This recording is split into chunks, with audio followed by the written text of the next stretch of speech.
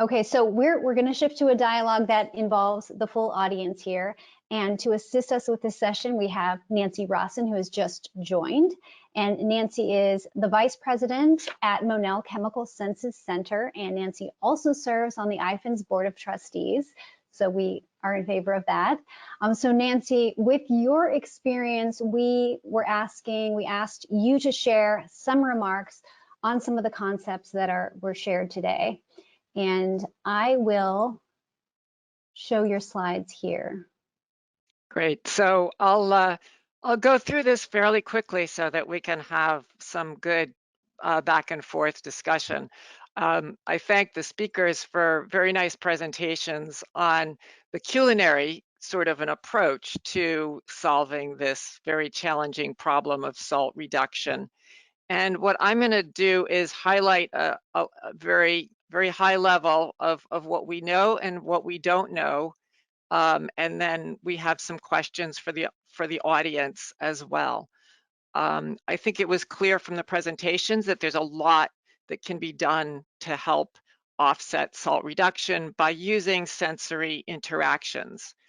From a mechanistic perspective, we know that salt can reduce bitterness in foods, and that's a major player, a major rationale for adding salt. But we know that not all bitter compounds are equally affected, and sodium chloride is different from potassium chloride in this regard. It would be really interesting to look at this aspect with respect to MSG, which really hasn't been done very much at all in any scientific way.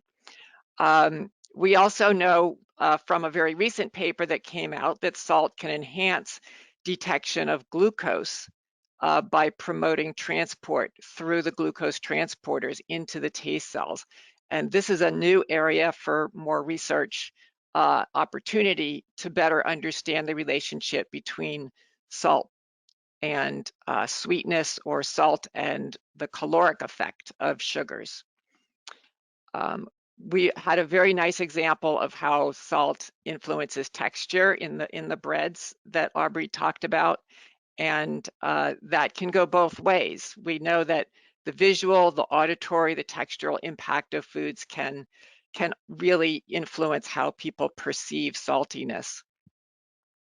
And we know now that there's new technology for just modifying the salt crystal in a way that it gets to the receptor better. So these are all good avenues that are giving us some tools to make some inroads in this challenge. But we also know that with age, perception of saltiness diminishes along with perception of other aspects of flavor. And as we age, it will become more challenging to use these sensory interactions. You'll have to really take that shift in sensitivity into account. And we also know that salt preference can shift with changes in intake. So a couple of points, this very landmark work that was done by Gary Beecham, the paper from 1982 that I'm sure everyone is aware of, has read in the audience. I hope if you haven't read it recently, I urge you to go back and look at that. This paper was certainly a landmark paper, but it was used 9 experimental subjects and 5 control subjects. And only 8 of those experimental subjects achieved at least a 24% reduction in salt intake. There were matrix effects between the soup, the crackers, and the solutions in the amount of reduction of shift that was observed. And really, it would be fascinating to do that type of work with a larger population, with more types of matrices, and to really better understand the dimensions of this. You can go to the next slide, Marie. So I would propose that we really don't know how much we can actually shift preference. The amount that was shifted in that study, it's about 10 to 15% in terms of the breakpoint, the optimal preference level for those foods. how much further can we go? What does it do to other foods in the diet? We don't know whether the preference of any other salty foods in those subjects' diets was changed at all. There's lots and lots of questions, and Gary would be the first one to tell you that we need to do more research in that area. We don't understand the environmental, genetic, and experiential factors that might impact whether somebody is actually affected by this dietary change or not. So moving on to a mechanistic perspective, you can go to the next slide. Oh, sorry. Yeah, before I go to the next slide, I would be remiss not to mention COVID, because this is a big experiment in flavor perception that we are seeing in real time. 40% of patients lose their sense of taste, at least, and 60 to 80% lose their sense of smell. While most appear to recover, the longer term impact on perception is really, and preference is really unknown. We do know that in patients with long haul COVID, even when there appear to be recovery of these senses, there can still be deficits. So they may not be recovering to their pre-infection status. And we also see parosmia, where there's inappropriate aromas. So if we're estimating at least 7 to 11 million people globally will be left with long-term taste and or smell loss, probably more smell loss, which is really going to change the face of the flavor needs of this population for a long time to come. So moving to the next slide. People have realized that, to truly attack this problem, we need to understand the mechanism for salt taste. And this graphic here really shows you just that we know a lot about other taste modalities. We know that there's different types of cells, of taste cells, and that salt taste seems to be spread across multiple types of cells. And we have this Milleride sensitive type of salt taste and a Milleride insensitive salt taste. You could go to the next slide. And we know, again, for the other modalities, we know a lot about the mechanisms, the transduction pathways. The neurotransmitter is ATP for sweet, umami, bitter. It also appears to be the neurotransmitter for salt taste, but we don't know the pathway by which those signals get to being transduced into a neural signal. One of the interesting recent findings is this discovery that this particular protein called SKN1A drives the differentiation of salt sensitive cells in the taste bud, as it does the other sweet, umami, and bitter cells. So this new finding hopefully will help us to identify the salt sensitive cells and to really characterize the molecular underpinnings for salt taste, both for low concentrations and high concentrations. So in spite of, it's still kind of remarkable to me, having worked at Campbell Soup Company a large number of years ago, and the big push was to try to identify the mechanism for salt taste. We still don't understand the mechanism for salt taste in 2021, and I wish that I had did not have to say that, because it's something that irks me no end. There's lots of work that needs to be done, and it's been very difficult to get funding for this work because it is so challenging. So I think with that little summary and highlights about what we don't know, you could go to the next slide. I think we'll start our open dialogue. So Marie, do you want to take it from here to pick up on the poll questions? Sure, Nancy, and just to give everybody a reminder on how this works, You can see the instructions in the middle of the slide here. So basically you need to choose either use your browser or to text on your phone. And once you make that choice, then we can go to the first question, and the instructions are still at the top there. So Nancy, turn it back to you. Okay. So our first question is just to get everybody sort of going here and thinking about salt. Do you enjoy salty food? Let's see, what is the audience? Who is our audience today? Are we salt lovers or sweet tooth people?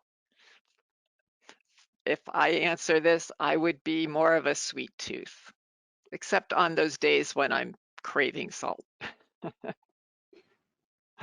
And if in the background, we want to unmute all of the attendees, somebody on the iPhone side. So the attendees, you should be able to unmute yourself and freely comment if you like.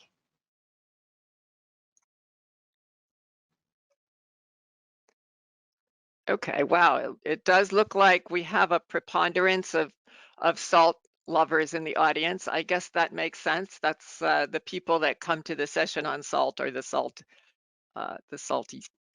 people.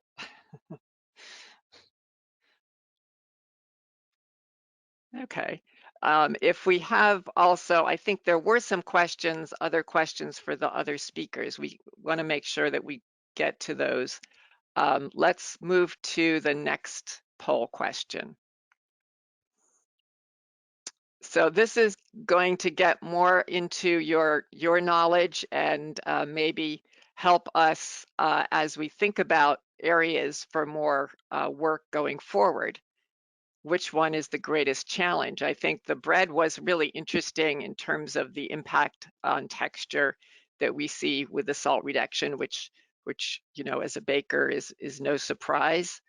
And then of course in meats, salt plays an important, you know, a variety of roles in terms of preservation, and it just is very intimately tied to the flavor of the meats. I know if you know, as someone who's thought a lot about chicken noodle soup and chicken soup, the flavor of chicken is really intimately tied to the perception of salt. It's almost hard to recognize chicken noodle soup that doesn't have salt in it. It's a very strange sensation. I can attest to having tried to make it myself. So meats. So maybe in our future discussions, Marie, we can incorporate some more thoughts and some more presentations around salt reduction in processed meats as well. That would be great. We can go to the next question. So this is a little scary question because it sounds like there's a right answer. Which group does evidence indicate it's most difficult to shift purchasing patterns toward more healthful options?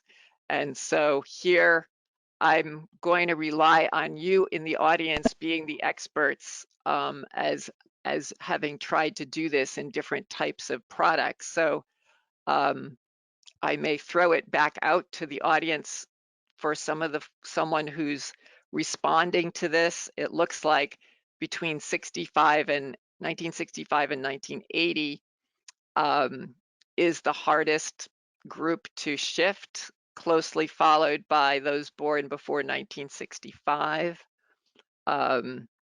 Interesting, which I guess makes sense because of the historical long experience of eating a certain way, and also the fact that I pointed out earlier that as we age, our sense of taste does diminish. So shifting to you know, lower sodium options is going to be harder because it will be harder to find things that are acceptable, that are fulfilling the flavor impact.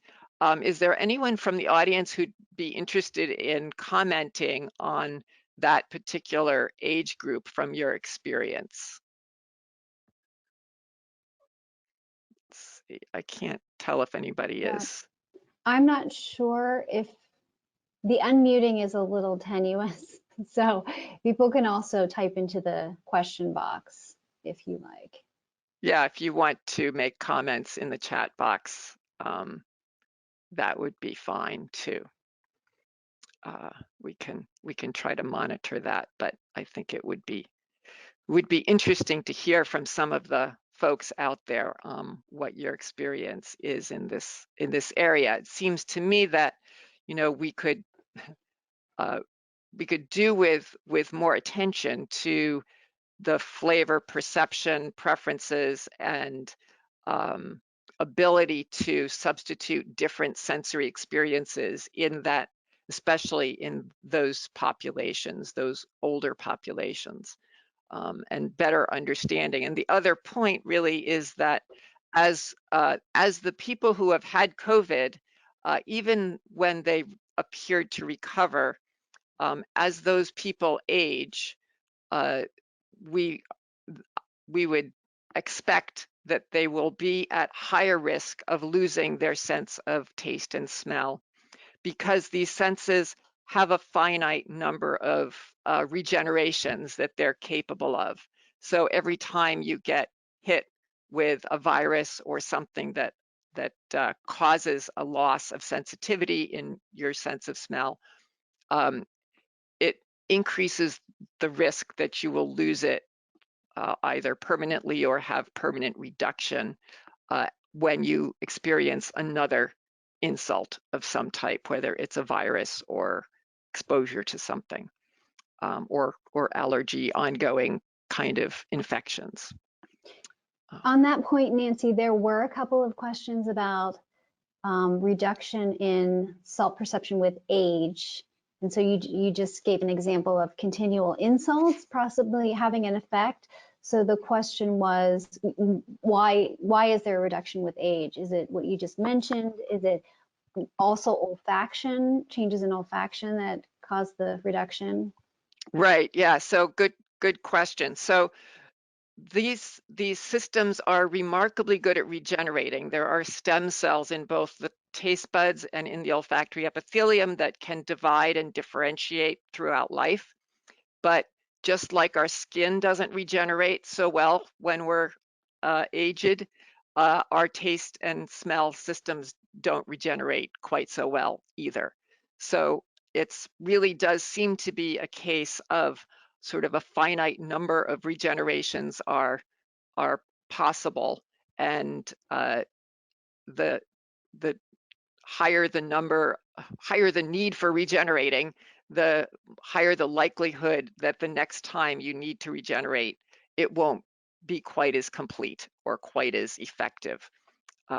We don't really know the factors that are promoting perhaps the creation of new stem cells, or although we are doing a lot of work and making progress at helping to understand factors that promote differentiation of these cells. For instance, in the olfactory system, insulin, both insulin and vitamin A play a very important role in promoting cell division and differentiation in response to damage to the tissue. And insulin also plays a similar role as a growth factor in the taste system as well. So we're learning a lot. We're not there as far as being able to inject new stem cells or inject some treatment that would regenerate these systems. There's a lot more work that needs to be done there. Any other questions? I think we're nearing the end of the We have time. one more poll here. Great. So finally, what technology has been the best, the most helpful in sodium reduction in foods in terms of replacement or modifying? Yeah, it depends on the food. Yes, exactly. And that's really, that was shown even in that early study by Beecham. the response was different for crackers than it was for soup, than it was for just a salty solution, which people really didn't like no matter what. So I think it looks like we need more tools in the toolbox. It's interesting that salt replacers have not been so effective, and I think we understand a little bit why that is. The paper that I mentioned, potassium chloride really doesn't suppress bitterness the way sodium chloride does. There's a lot of variability. There's some genetic variability in what potassium chloride even tastes like to people. Some people find it bitter, some people find it sort of minerally or sparry. There's sort of a weird taste that is almost hard to describe.